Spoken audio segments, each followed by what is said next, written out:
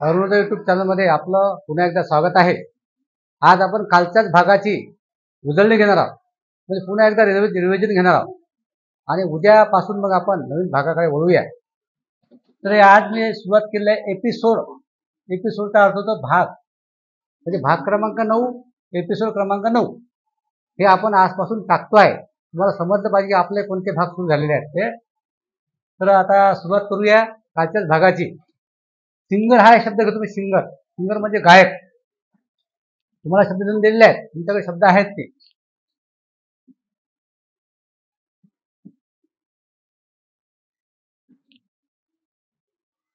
M I a singer.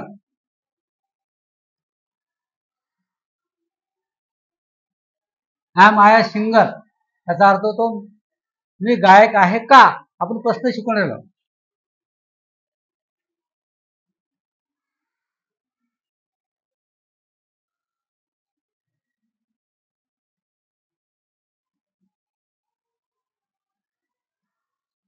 Am I a singer. दुसरं वाक्य घेऊया.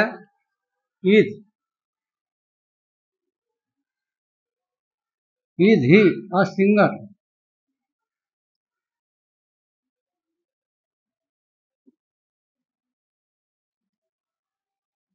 तो गायक आहे का.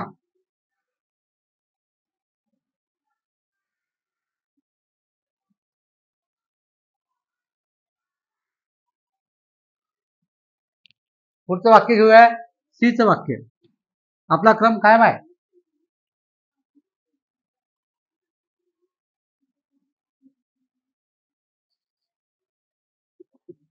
इज शी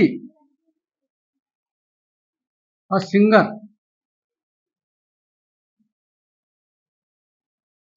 याचा अर्थ होतो की गायिका आहे का.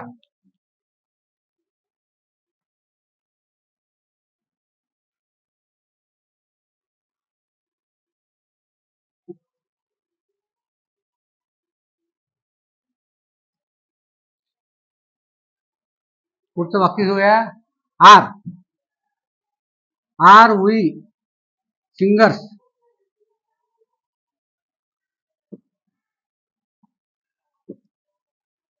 आम्ही गायक आहोत का.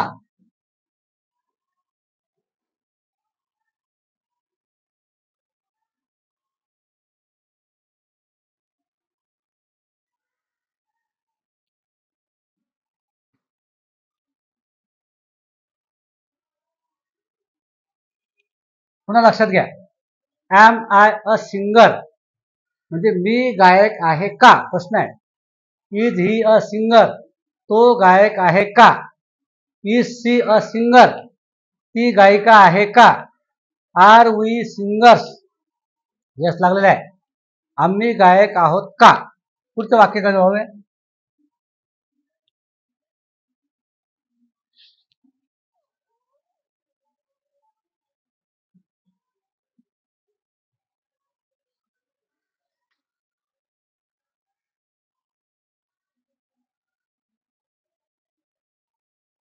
पाचवं वाक्य घेऊया.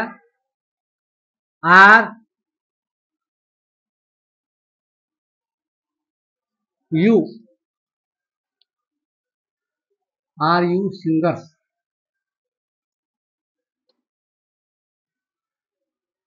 आर यू सिंगर्स म्हणजे तू गायक आहे का.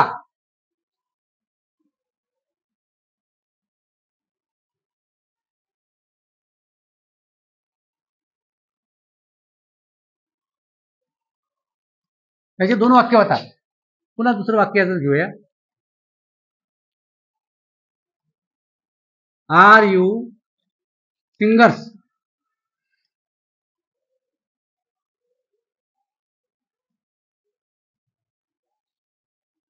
तुम्ही गायक आहात का.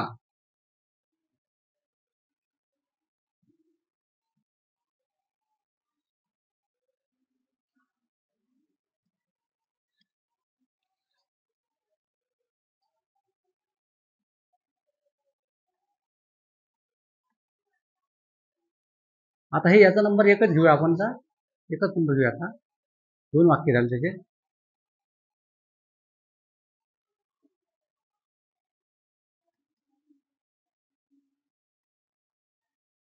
Are they singers?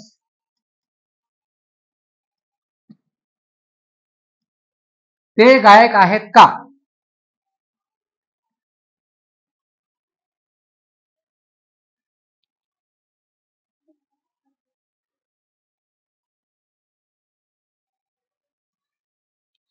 सातवं वाक्य एक नाव घेऊ.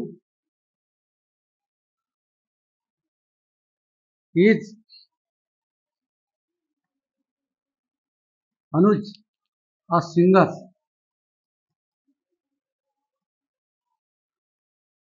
इज अनुज हे नाव घेतलं मी एक, तुम्ही कोणते घेऊ शकता.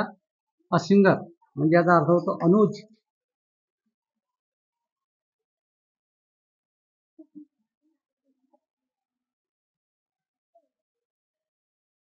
अनुज गायक आहे का? आठवं वाक्य घेऊ. इज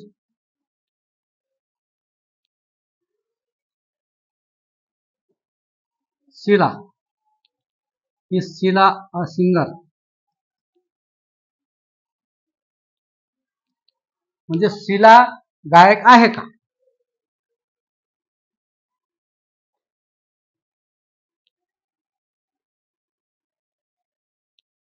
शीलाचं स्पेलिंग चुकलेलं आहे आपलं.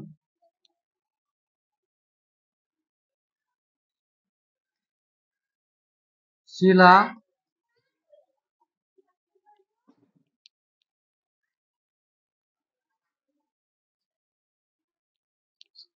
हे झाले आपले 8 वाक्य. आजचा हा रिपीट क्लास आहे, म्हणजे विसरले तर पुन्हा तुम्हाला परत सांगता आलं पाहिजे. हे वाक्य तुम्हाला आता 8 वाक्य मी लिहून दिले आहे.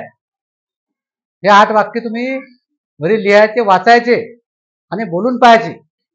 आणि होमवर्कसाठी तुम्हाला 35 शब्द लिहून दिलेले आहेत किंवा तुमच्या नोटबुकमध्ये तुम्ही लिहिलेले आहेत. कोणतेही 2 शब्द घ्यायचे, तुम्हाला जे शब्द आवडतील ते घ्यायचे आणि 8 वाक्य लिहायचे 2 शब्दाचे, म्हणजे 16 वाक्य तुम्ही लिहायचे होमवर्क. हे 16 वाक्याचं होमवर्क तुम्ही लिहायचं आणि ते वाचायचं. ते आपल्या मैत्रिणीसोबत, आपल्या मित्रासोबत, आपल्या भावासोबत, बहिणीसोबत, आपल्या आई वडिलांसोबत किंवा कोणासोबत सुद्धा बोलण्याचा प्रयत्न करायचा. हे कायम लक्षात ठेवा. तुम्ही लिहिण्याचं काम शिकले, परंतु आपल्याला बोलायचं फार महत्वाचं आहे. म्हणून बोलणं आवश्यक आहे. बोलण्याचा सराव तुम्हाला करणं जरुरी आहे. तुम्ही बोलणं शिकाल तेव्हाच तुम्हाला प्रत्यक्ष बोलता येईल. तर हा बोलण्याचा सराव सुद्धा तुम्हाला करायचा आहे. हे एवढं तुमच्या लक्षात आलं असेल. आता पुढचा जो भाग आहे आपला, पुढचा भाग तुम्हाला आता उद्या आपण घेणार आहोत. तर पुढच्या भागामध्ये आता एपिसोड आपण 9 घेतलेला आहे. आता त्याला एपिसोड किंवा भाग क्रमांक लिहायचे.